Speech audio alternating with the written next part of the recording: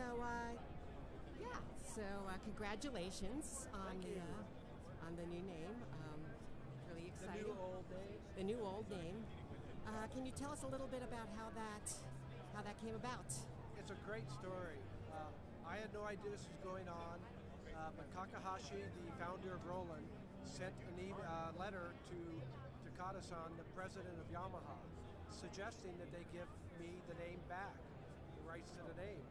And I didn't know this was going on until I got an email from somebody at Yamaha saying, well, do you want the name back? And I said, sure, okay, why not? So, after a few months of paperwork and this and that, we ended up with all the trademarks and rights to the sequential name back. And once we got that, it was like, well, what do we do with it now that we have it? So last summer we started working on what became the Prophet 6, the first sequential product in 30 years. So it's pretty exciting to say the least. Yeah, I can tell. Really exciting. So why don't you give us a little overview of the Prophet 6? Okay, well,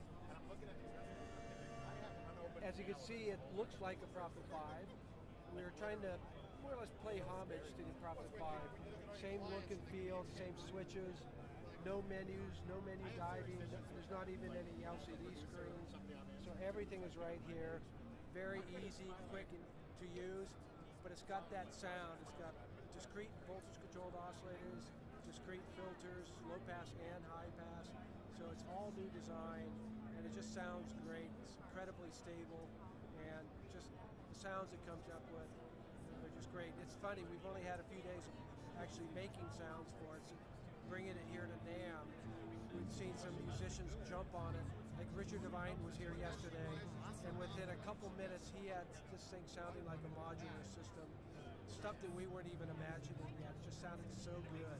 So this thing is just going to be capable of doing so many different things, even though in some ways it's probably the simplest instrument we've designed. Okay, so simpler than the Prophet 12, you would say? Oh yeah, the Prophet 12 does everything. It's got these monstrous modulation matrices, all the LFOs, a bunch of envelopes, all this stuff. This has no modulation matrix. If the modulation is hardwired, you hit a button, you turn a knob to get your modulation.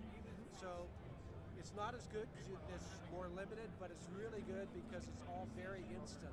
You don't have to go find your modulation and decide what to do. It's right there. So I think it's going to appeal to a whole lot of people who just want to jump in, get the great sound, and navigate it incredibly fast. Well, it sounds exciting. I'm going to have to try it out. Yeah, you probably should.